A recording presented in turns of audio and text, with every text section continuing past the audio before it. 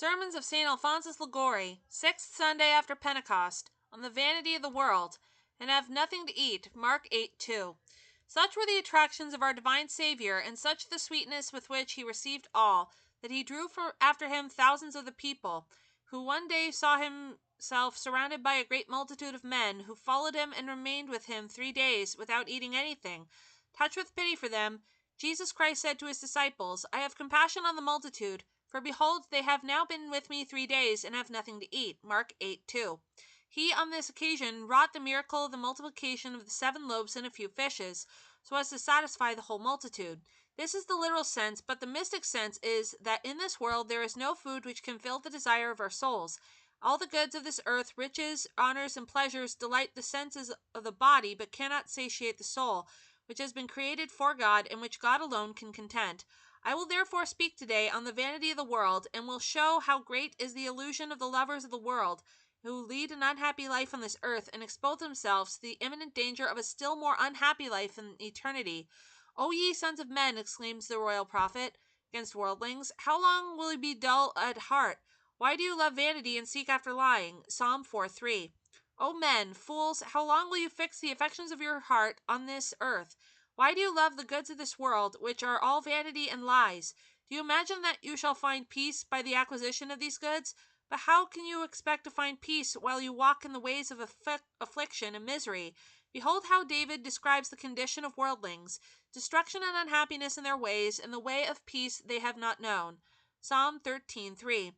You hope to obtain peace from the world, but how can the world give you that peace which you seek, when St. John says that the whole world is seated in wickedness?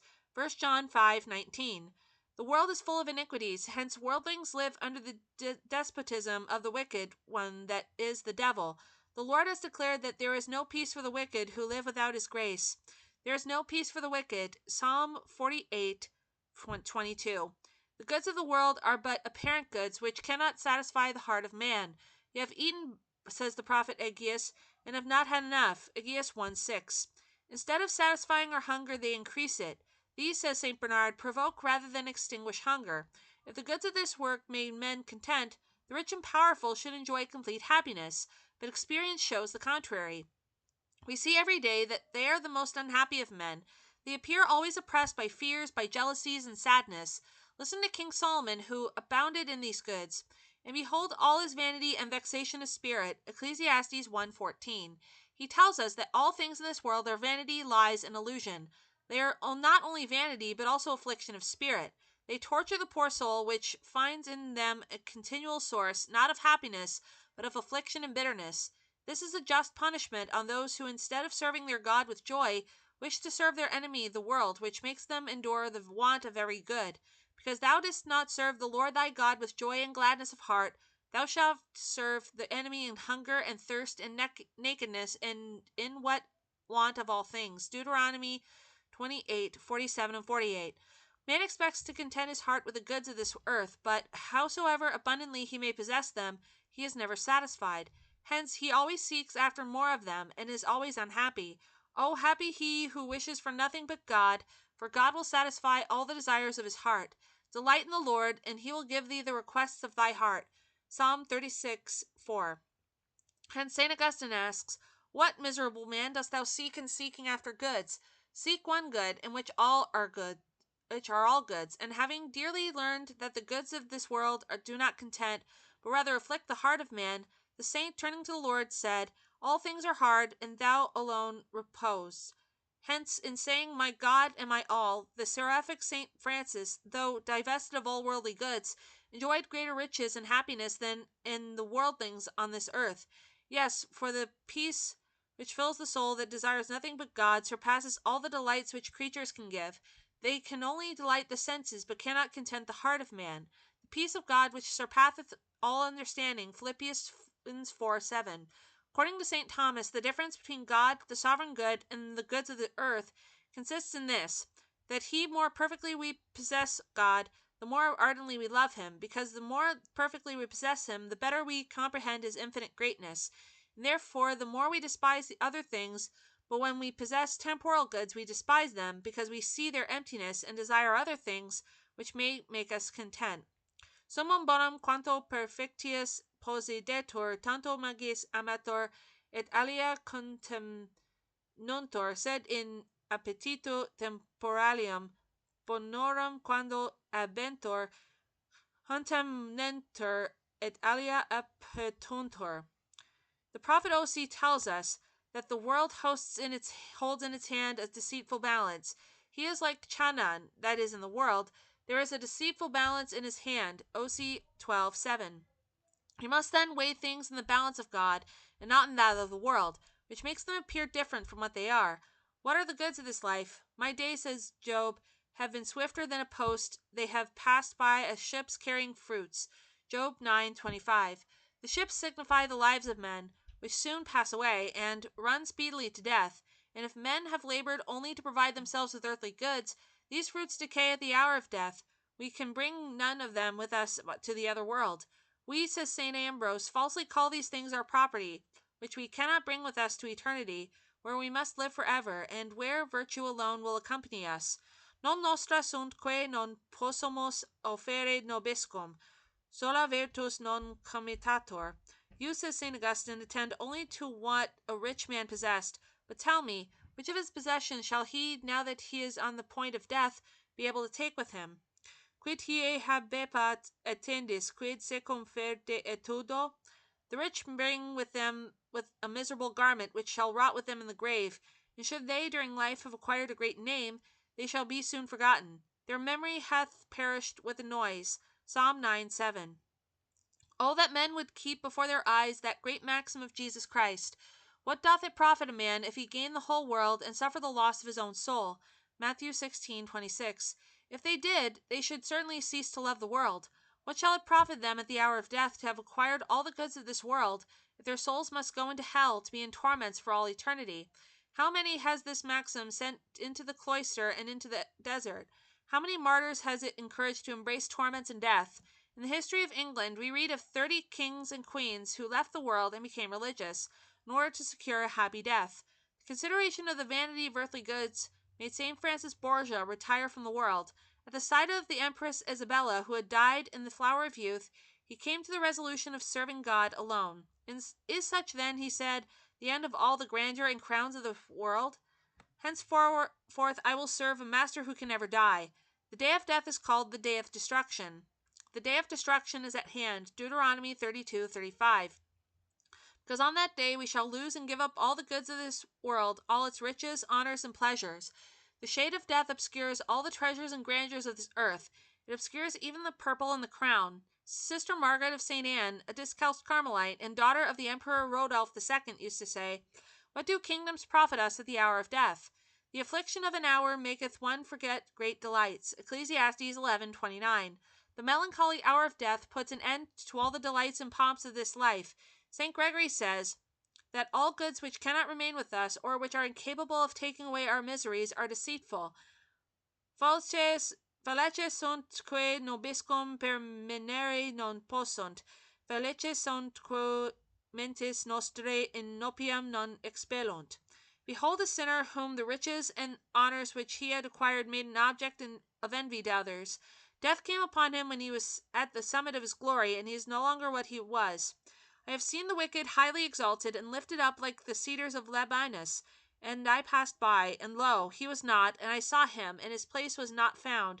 Psalm 36:35 and 38. These truths the unhappy damned fruitlessly confess in hell, where they exclaim with tears, "What hath pride profited us? Or what advantage hath the boasting of riches brought us? All those things are passed away like a shadow." Wisdom 5:8 and 9. What, they say, have our pomps and riches profited us, now that they are all passed away like a shadow, and for us nothing remains but eternal torments and despair? Dearly beloved Christians, let us open our eyes, and now that we have it in our power, let us attend to the salvation of our souls, for if we lose them, we shall not be able to save them in the next life. Aristippus the philosopher was once shipwrecked and lost all his goods, but such was the esteem which the people entertained for him on account of his learning, that as soon as he reached the shore, they presented him with an equivalent for all that he had lost. He then wrote to his friends and exhorted them to attend to the acquisition of goods which cannot be lost by shipwreck. Our relatives and friends who have passed into eternity exhort us from the other world to labor in this life for the attainment of goods which are not lost at death. If at that awful moment we shall be found to have attended only to the accumulation of earthly goods, we shall be called fools, and shall receive the reproach addressed to the rich man in the gospel, who, after having reaped an abundant crop from his field, said to himself, Soul, thou hast much goods laid up for many years. Take thy rest, eat, drink, make good cheer. But God said to him, Thou fool, this night do they require thy soul of thee, and whose shall those things be which thou hast provided? Luke 12:19-20.